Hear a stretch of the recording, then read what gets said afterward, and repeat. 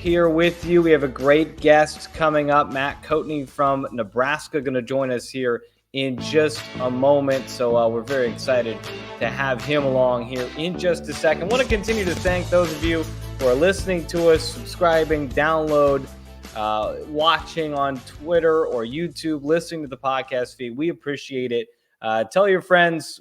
We are continuing to grow as we go here into episode 6, but super excited about the feedback we've gotten so far. One programming note for you.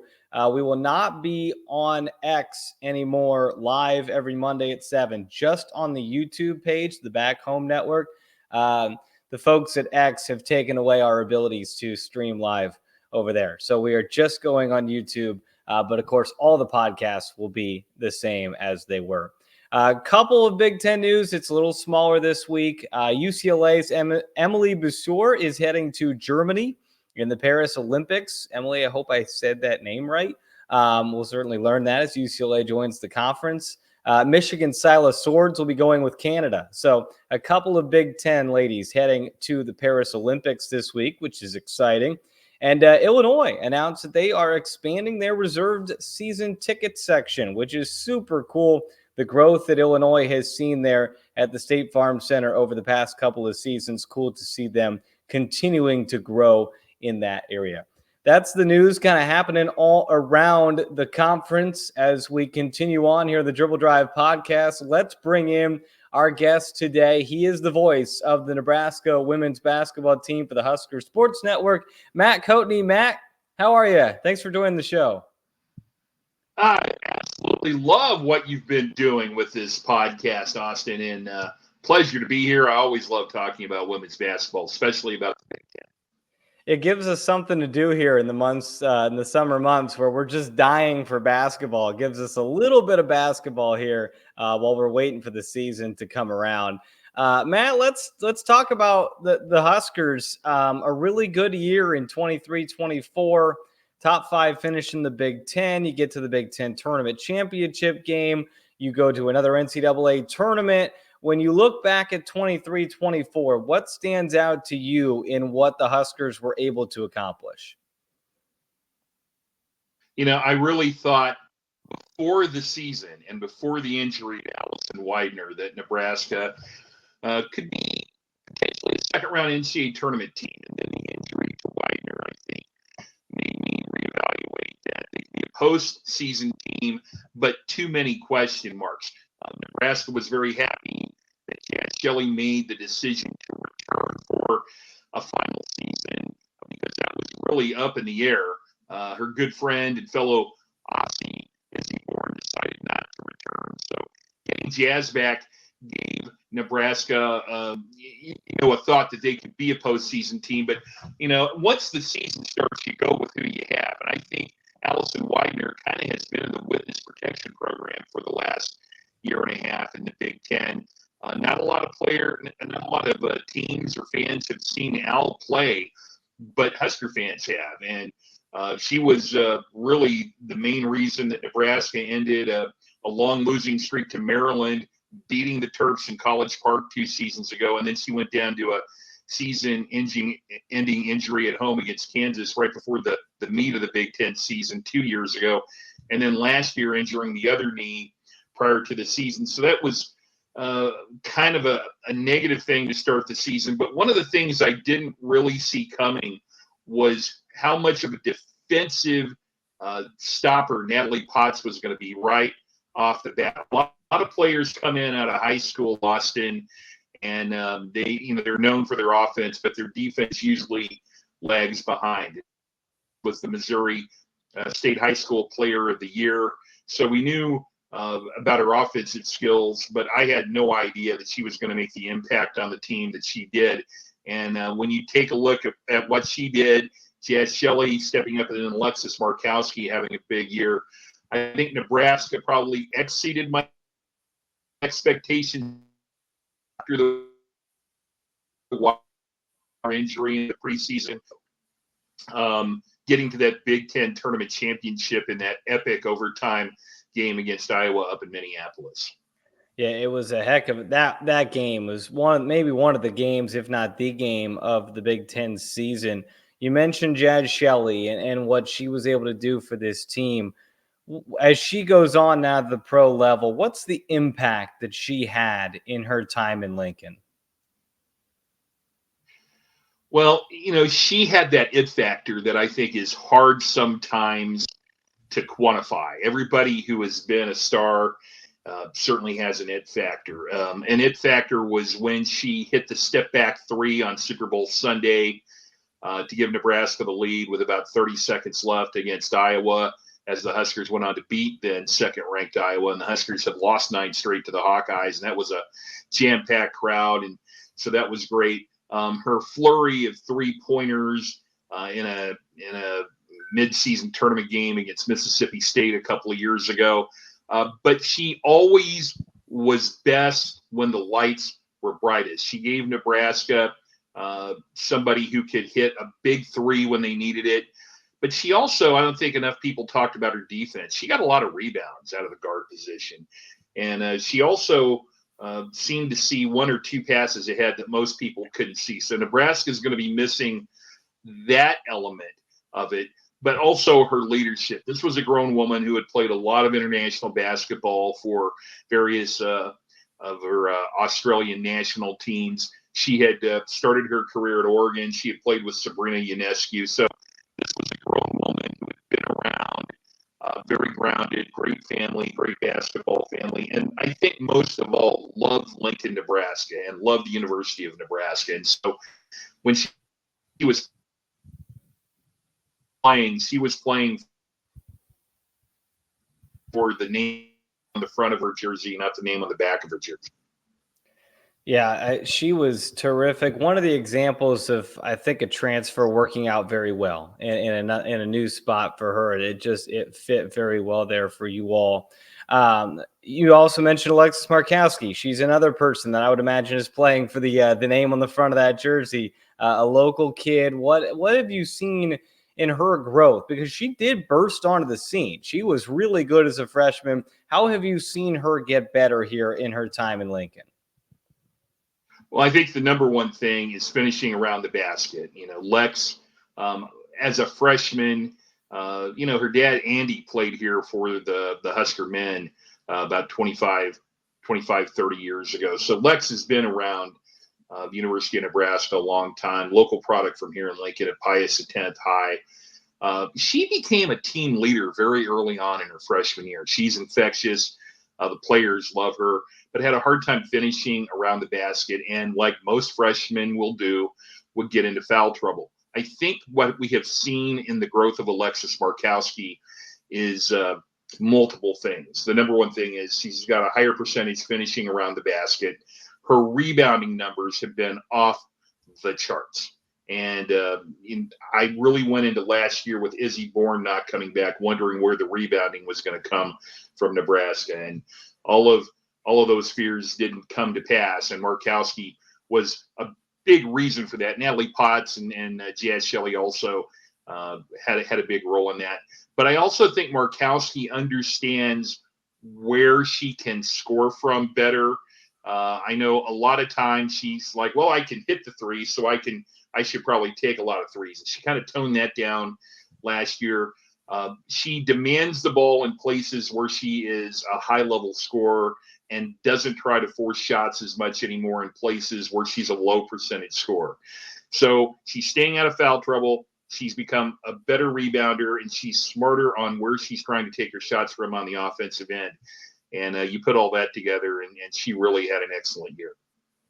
That's the maturity of a player when they start realizing, okay, I can take a three. Doesn't mean I should. I can take this pull-up jumper. Doesn't mean I should. And you're seeing that with her and kind of her evolution as a player. And I'm sure that everybody within the program is excited to have her back for another season. Another person I'm sure you're excited to have back, freshman of the year, Natalie Pott. She was terrific in year one.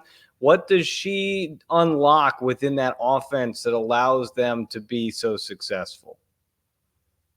I think Nebraska was playing their best offensive basketball at the end of the year, which isn't something I've seen a lot um, out of Nebraska teams through all the time that I've been here. And a lot of the reason for that was Natalie Potts. And as I noted, I was stunned how well she did out of the box as a defensive player. And I really think that Amy Williams did a superlative job of understanding that Potts could be disruptive at the front of the defense in the half court or the quarter court in those long arms disrupting a guard early on, and then letting her game develop defensively as the season went on.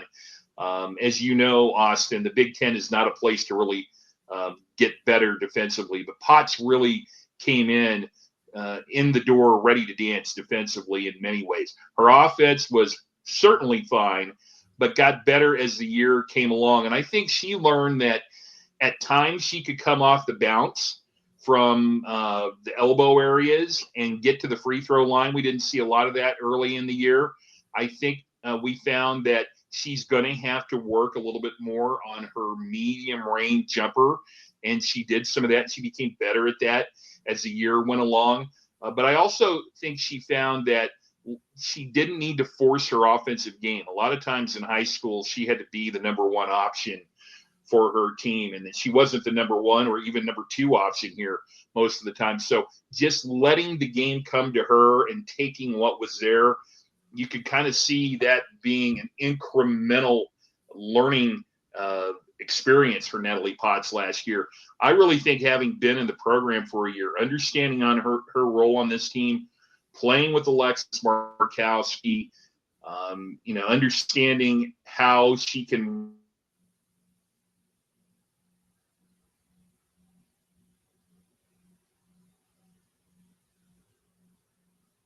I think we might have lost Matt talking about Alexis Marowski there and Natalie Potts. And when we get Matt back on here, we'll certainly bring him back into the podcast. But there he is. Matt's back. We lost you there for a second there with your internet, but you look to be back and moving around.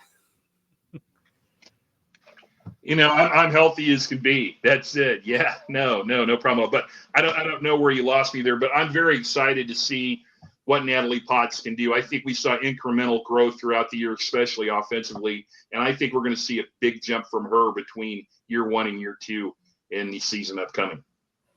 Well, I want to go back to the Iowa-Nebraska series of last year. You guys go to Iowa City in January. They do what they do to most teams that come to Iowa City. They take you down 92-73. But Iowa makes the return trip to Pinnacle Bank Arena, as you mentioned, Super Bowl Sunday. Just an incredible comeback for Nebraska. Take us through that fourth quarter from your eyes and what you saw flip in that game and how Nebraska was able to pull that one out. What an amazing atmosphere. There was a lot of talk nationally. Will Caitlin Clark try to go for the all-time scoring record in the game? She was 39 points away. The amount of media attention there was bigger than any Final Four I had attended. And then trailing by 14 going into the fourth quarter, it was interesting because Nebraska really came on in that fourth quarter. And I thought that Kendall Moriarty did, among other players on the team, did a great job of making it hard for Clark to get a good look at the basket. So what Clark did, what she does, now you see it with the Indiana Fever, she tried to get others involved, and Nebraska made a huge comeback. A couple of big threes by Alexis Marowski, and then maybe the signature moment of that game for Husker fans was the step back three that Jad Shelly had on that right wing after taking a handoff from Marowski with 30 seconds left to give the Huskers their first lead of the game. It was just a magical moment. And then holding on at the end, a couple of three-pointers attempted by Martin and then Clark at the end, and then everybody stormed the court. It was a great moment, I think, not only for the Huskers, but I think for all of women's basketball, because there was so much focus on that game. It flipped from will Clark get the record today to can Nebraska upset the number 2 team in the country? And then, what a great appetizer for the Super Bowl that day. And just like the whole season was across women's basketball, it was great. I think for all fans, Husker fans. They always like beating Iowa. Obviously, a lot of storylines in that game. So it was an incredible game to call. I was happy I had front row seat for it. And Nebraska and Iowa played 3 dynamic games last year. I would imagine that one in Pinnacle Bank's got to be close to the top of your list of games you've gotten to call. Just an incredible, incredible comeback. And you mentioned 3 classics because I know it doesn't go the way of the Huskers in March, but what a game. 94-89 Iowa in the Big Ten Tournament Championship game. Do you think you mentioned Moriarty and her defense on Caitlin Clark, but was there something about this Nebraska team that they were able to kind of feel like they could compete with that Iowa squad? Well, I think as many times as Nebraska played Iowa, especially during Caitlin Clark's career, I think you have to understand Nebraska had Iowa's number when they first came into the Big Ten, beat Iowa in the Big Ten championship back in 2014. I think Nebraska has never kind of felt like they couldn't compete with Iowa. I think they thought there was one player there that they had a hard time matching up with. But the more you play a team, the more you learn.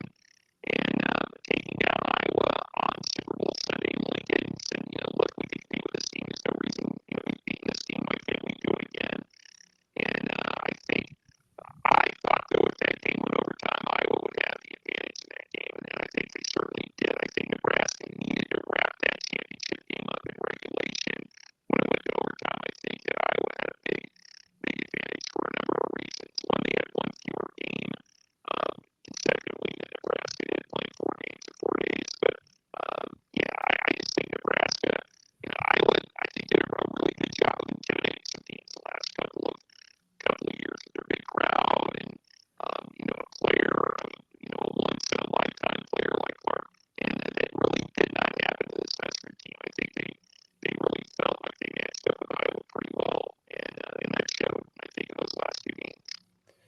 Well, looking at the future of this program, you look at the past to do that, and the development of the atmosphere and the fan base at Pinnacle Bank Arena. I've always said when people ask me where the toughest places to play in the Big Ten, Pinnacle Bank Arena is always toward the top of my list. I think that place really gets up for big games. It gets loud in there. That fan base is passionate. They're smart. They understand the game very well. How have you seen in your time with Nebraska that fan base grow, especially here recently? I go back to when the Huskers were still in the Big 12 and playing at the Coatney Center, where John Cook and the volleyball team now play after they remodeled it after Pinnacle Bank Arena was built. And we sold out the Coatney Center going undefeated in the regular season in the 2009-2010 season. And when we went to Pinnacle Bank Arena, we started off with really good crowds. We were assistant NCAA tournament team, then with the coaching team, Connie Uri left, and Amy Williams came in. The program was, for lack of a better term, rebuilding quite a little bit, and I think the attendance reflected a little bit of a step back. But the Husker fans, especially the women's sports fans here, absolutely love this team. And then across all sports, whether it's bowling, rifle, baseball, you name it, Nebraska supports their teams. And Amy Williams is somebody that Nebraskans love. One, she played here, and she is a worker, and she kind of feels like one of the fans. She's very personal with everybody, and that makes a difference, I think, for this fan base. And the fans here, as you noted, they're very, very intelligent. They know what they're looking at, and I love coming to Pinnacle Bank Arena. It is a good atmosphere. If I were not the home radio announcer, I think I would enjoy coming to games here. So I appreciate you saying that. Yeah, Matt, can you reconnect your audio real quick? You're cutting in and out a little bit, a little kind of gravelly on us. I'm gonna. Why don't I go with AirPods here? Okay, go ahead and do that. And while you do that, I'll just kind of read through kind of what Nebraska is looking at this season as you prepare for 24-25. Obviously, we mentioned Marowski and Potts are back, Logan Nisley, Colin Hake. You add in a transfer from Florida, Alberte Remdel. You might have to correct me on the pronunciation there. And then Britt Prince, Amaya Hargrove coming in the freshman class. There's a lot of promise again here for Nebraska. When you look at what Amy Williams has brought in here for 24-25, what she has coming back, how do you feel like this can all mesh here in this upcoming season? Well, let me start with this. Can you hear me now? That sounds great. Yep, yeah, there we go. We'll just go ahead and do that. Okay. What we've got coming up here in Nebraska, I think, is going to start obviously with Marowski and Potts. Potts, the returning Big Ten Freshman of the Year. But let's also start with Allison Widener. Yeah. If she is healthy enough to come back, Allison Widener is a five-tool player. She is somebody who can give Nebraska, they've not had this much in the last 2 years when she's been out. And that's somebody who can rip it and go from the wing, come off the bounce, score, or get to the free throw line.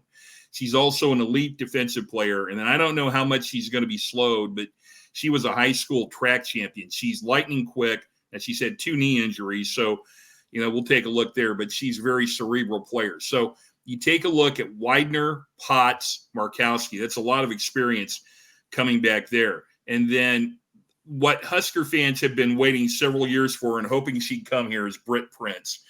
And that gives Nebraska still another local product. This is a 5-star player who comes to Nebraska out of the suburban Omaha area, 4-time state Class B champion, 2nd all-time leading scorer in the state. And I really hope Husker fans don't start comparing her immediately to Jad Shelly, because she's a different kind of player. I think she's going to have the ball in her hands a little bit more than Jazz did. I think she's going to be more of a true point guard for this Nebraska team, but she certainly can come off the bounce, or at least she showed in high school, and can get to the rim. So that gives you Widener and Prince who can do that. Prince also a dynamic three-point shooter. And then the transfer from Florida, and Birdie Rimdahl. She goes by Birdie, just to let you know.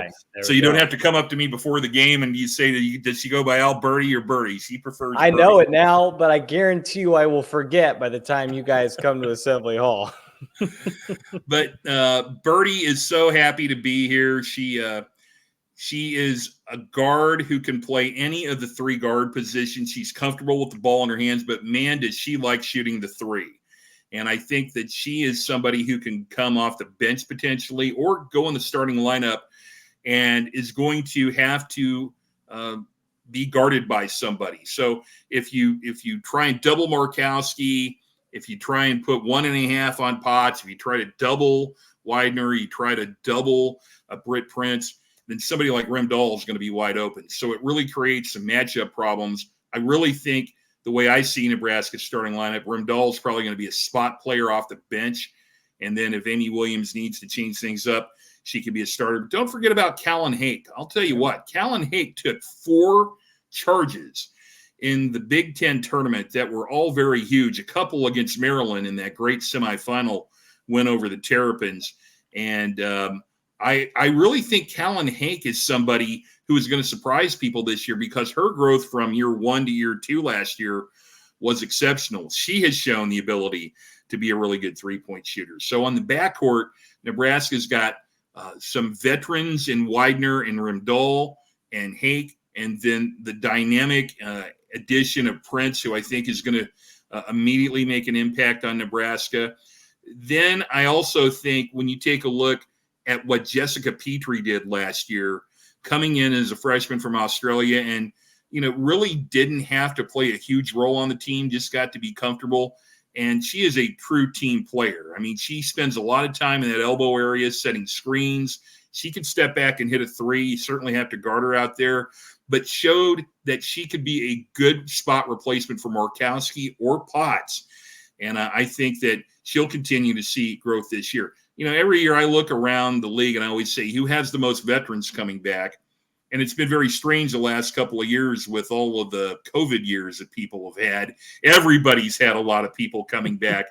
But I think Nebraska's got an extremely solid base of returners with a lot of experience, but also some youth that is really going to give this program some juice. So very, very excited about what Nebraska's got coming in this year. Well, and one of the things that Amy Williams has always done at Nebraska is have a lot of depth. She'll play 8, 9, 10, 11 players a game. I would imagine that allows you to develop some of these younger players, like you mentioned, Petrie, Callan Hake, some of these other players that maybe at other programs don't see as much playing time, but that appears to be kind of the style. Would you agree that's the style that Amy Williams likes to do, is get fresh bodies out there, keep players fresh? Is that kind of the mindset? Oh, no, she said it from day one. She says, I want to play my whole roster. I think some of it has to do with, when she was a player, she was near the end of the bench.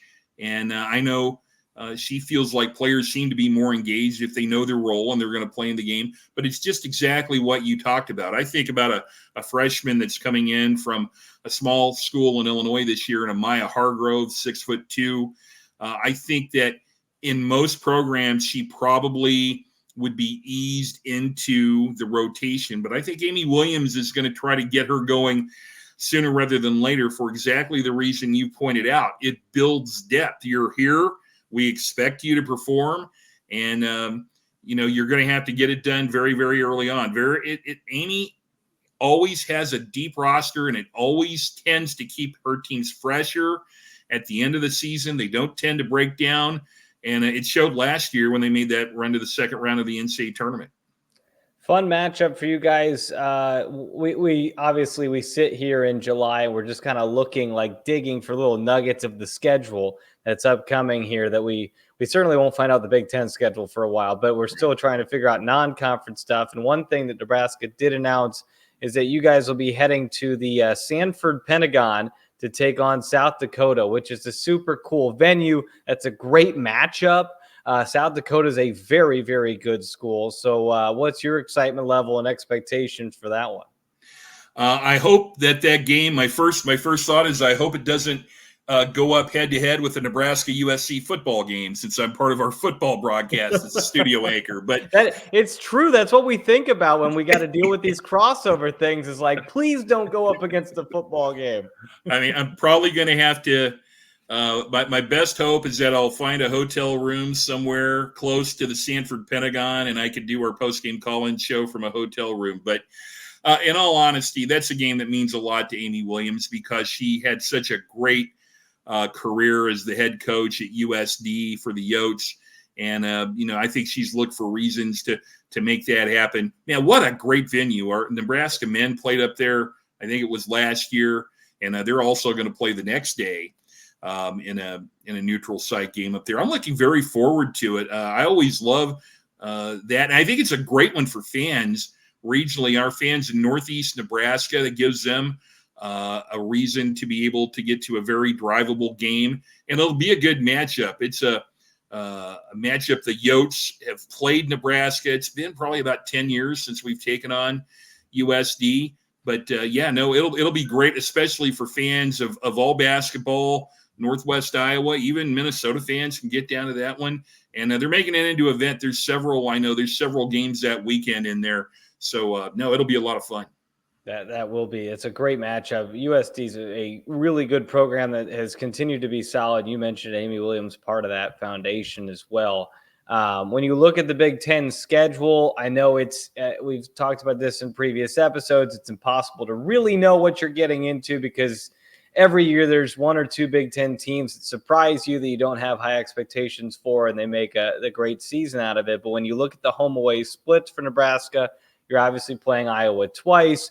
You get to host Ohio State, Michigan, Michigan State, Oregon, but you do have to go to LA, you do have to go to Indiana, to Maryland, to Illinois.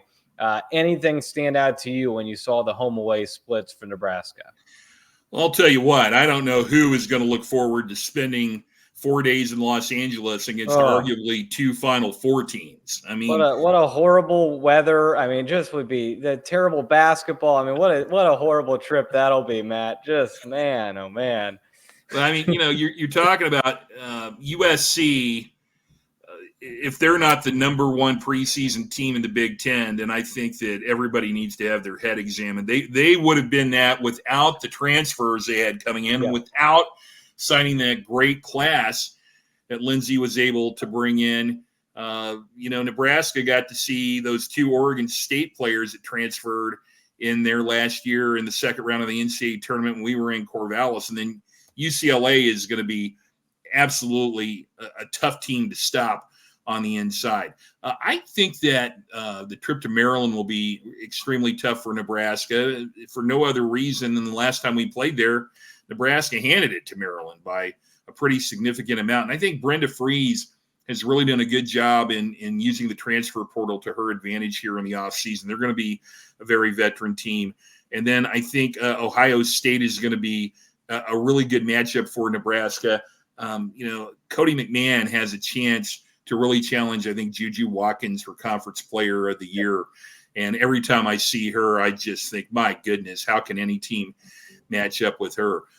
Don't sleep on Minnesota. I think Minnesota – if they get Maura Braun back, the run they made in the postseason, I think that the second year under Dawn, I think that they have her system in place. And I think Minnesota has a potential to sneak up some teams also. I think Iowa's going to take a step back. I just don't know how you can go through what they've went through the last 4 years and have any expectations to replicate it. They could finish 6th in the league, and I think a certain part of their fan base will think that's a disappointment, but they've still got a lot of pieces, especially with Lucy Olson transferring in from Villanova. And is anybody talking about your Indiana team? Because they better be. I'll tell you what, they better be. They're a little under the radar right now.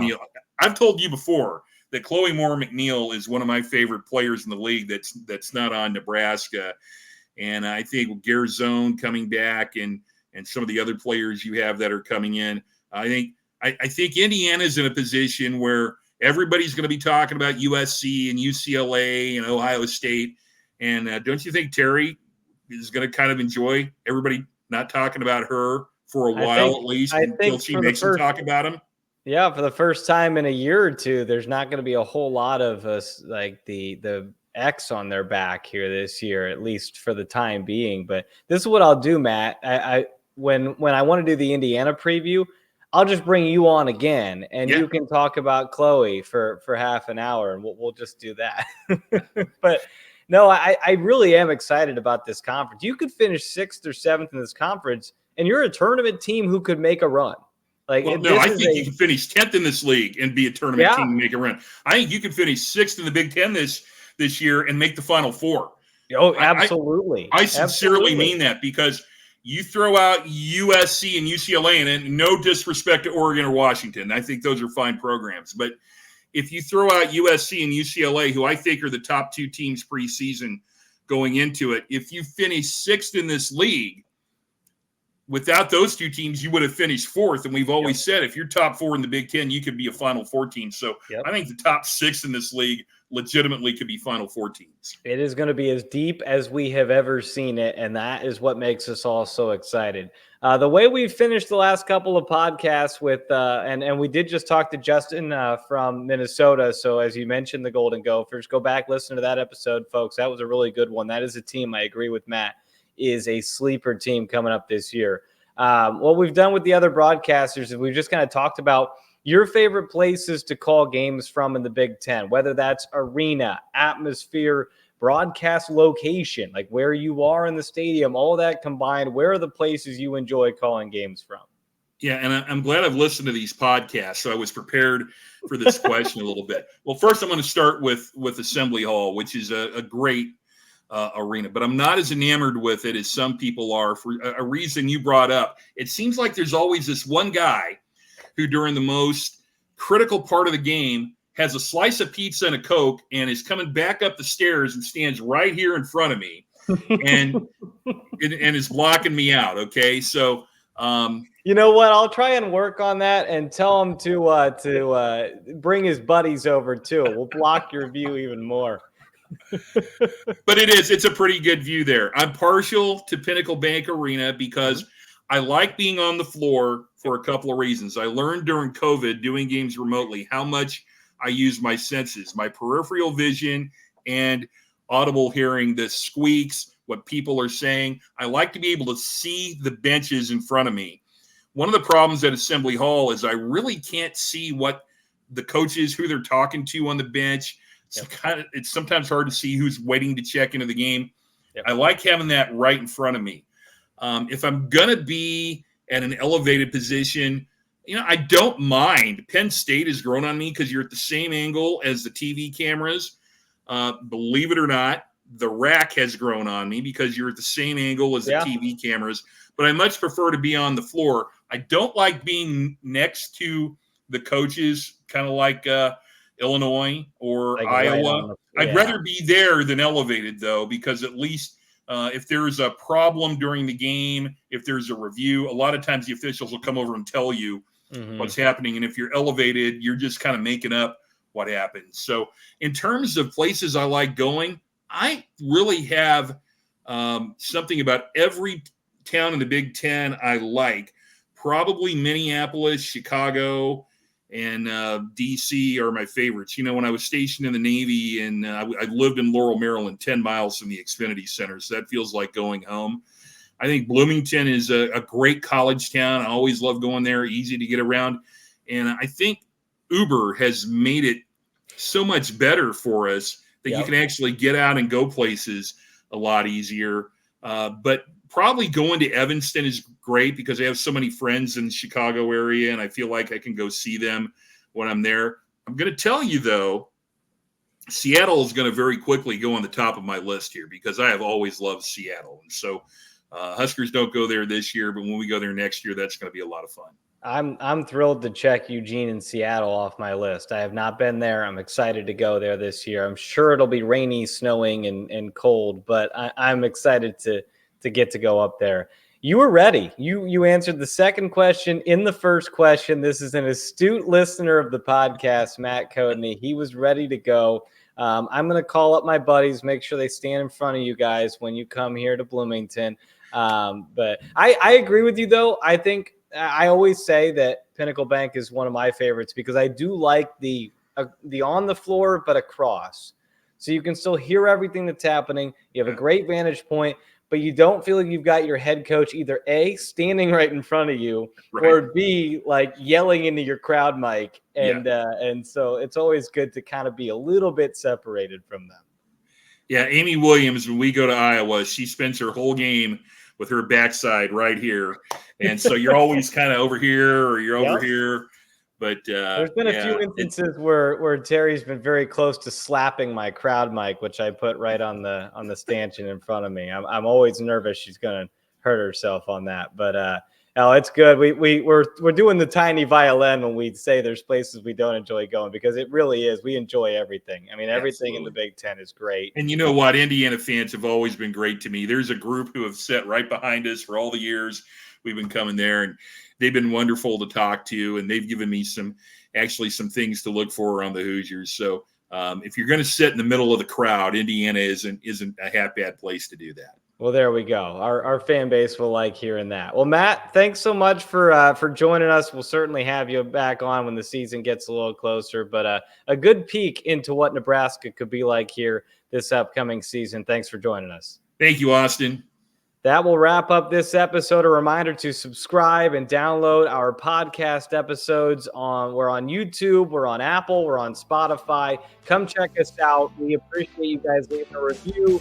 Leave a comment, let us know how we're doing. Old Schools on the next episode. Excited for that one. Until then, for Matt Coatney, I'm Austin Render. We'll see you guys next time on the Dribble Drive.